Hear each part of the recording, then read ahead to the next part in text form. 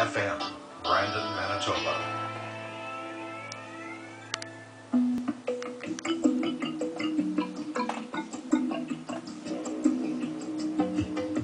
Welcome to Westman Immigrant Experience, a weekly documentary series highlighting Western Manitoba's newest citizens. Hi, I'm Jan X, and I wish to extend a warm welcome to those listening in for the first time, and a thank you to those who are listening in again to the Westman Immigrant Experience. This is the 14th installment of a 16-episode documentary series created for CJ 106.5 FM at Assinoboine Community College in Brandon, Manitoba. This series covers a variety of topics and hopes to provide a forum for information as well as a voice for newcomers to share their experiences as part of the diverse immigrant community in the Westman region. We urge longtime residents to also listen in to the stories of our newest citizens and be informed of the successes and challenges of Westman immigrants in all facets of life. If you have any comment or suggestions about the episode or series, please leave us a message at accwie@gmail.com. Hola, hello, I am Jose Miguel Jaramillo and you are listening to the Westman Immigrant Experience. In this episode, I am proud to present the controversial artist and provocative activist Juan Zavaleta. While achieving much recognition for his artwork in his former home of Mexico, Juan had moved to Canada in 2003 as part of the first wave of foreign workers to be hired at what he refers to as the local industrial hog processing plant. It is this experience that moved him to create Brandon's arguably most notorious and culturally appropriate art installation in recent history, The Degradation of Ourselves. His work has shifted in recent years, from the negative or violent imagery to esoteric erotica, where the sexual is infused with primal, magical energy in a new paradigm of heightened consciousness that Juan has entitled The Next Awakening. His art is inseparable from his activism, where he seeks to expose the corrupt powers that enslave humanity and restrict the development of our innate spiritual strength. Juan has been featured in galleries across North America and has given lectures in support of the Next Awakening in several Canadian cities. I am proud to present this interview with Juan Zavaleta, which took place at his home on an early winter evening not too long ago. I was born in Mexico City and I belong to a middle-class family.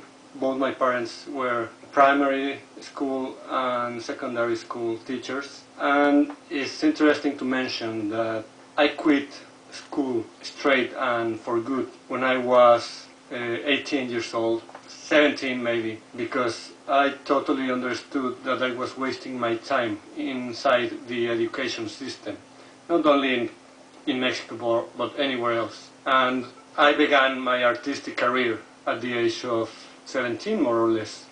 I did accomplish my first attempt to paint before I was 20. And then in 1990, I totally put myself in the realm of art, like entirely. I gave myself to art. And it was in that year when I met my friends and family of the art collective CEMEFO, which in Spanish means Forensic Medical Services, is the acronym of it. And after that, I spent almost a decade with them. Can you tell us about some of the work that CEMEFO was up to? Sure. Well, first of all, it would be important to mention that CEMEFO is, or was, the most important art expression in Mexico in the decade of the 1990s. We were the most important art collective, the most controversial, and the most fascinating. It's a little wrong that I say it. I shouldn't, because I was part of it. But it's true. It's not my words, it's historical fact in the arts in Mexico. And we worked with materials that are not part of the conventional art, the conventional visual arts as we know it. We began working with human remains and animal remains early in the 90s. They founded the collective in 1990, and I was introduced to them in early 1992. When I met them, they were already working with attempts to build installations, and they were working doing art performances. very violent ones, always focusing in human nature, human violence, human sexuality. Could you give us a concrete example of one of those pieces?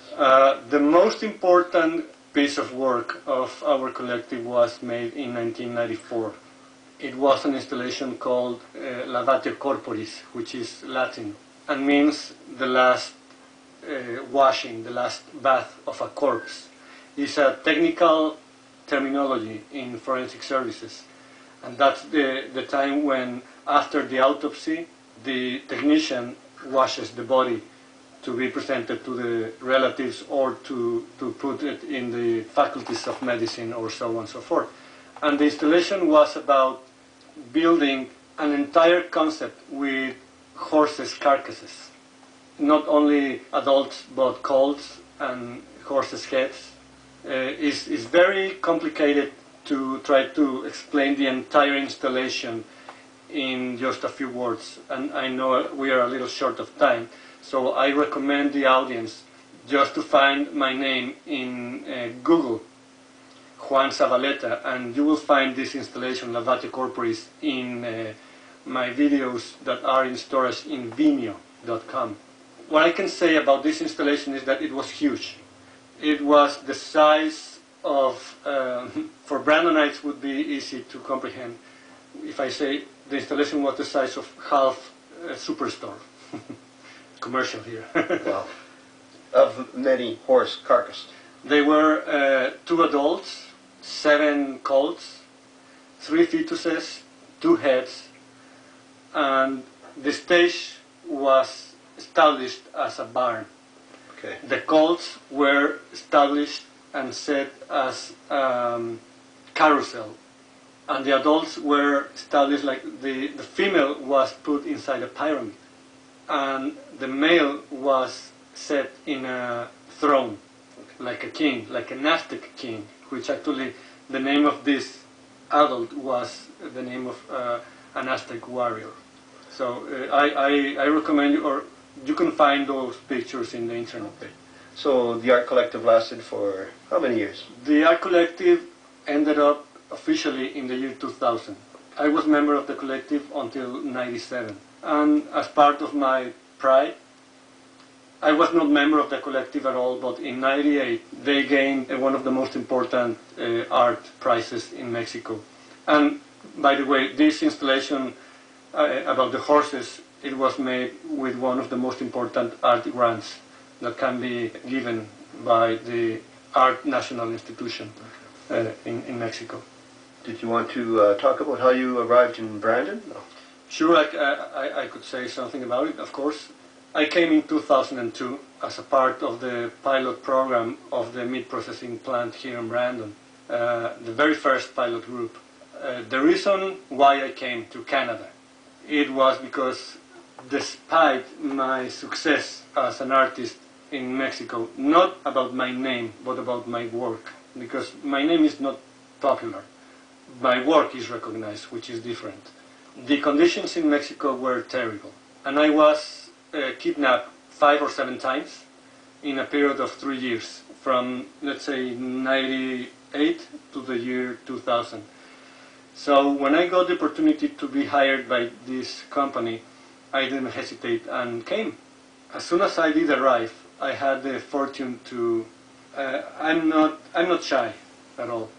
So I rapidly introduced myself with part of the art community, including, and I'm very proud to mention it, including Jan Brancevich, which is, in my opinion, the most important artist here in Brandon.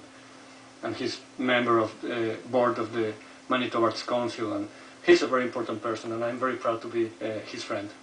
So when I did this, I began having my exhibitions and began working in charcoal drawings, which was a new stage in my career that I began in 1999 when I was still in Mexico. And I put myself in this new stage very seriously, and by now I've been accomplished a big amount of works and projects regarding charcoal drawing with all sorts of topics. Before we get into that, however, could we discuss the degradation of ourselves? This incredible piece that was at, well, I knew it was at Raw Vision Gallery, but has been recognized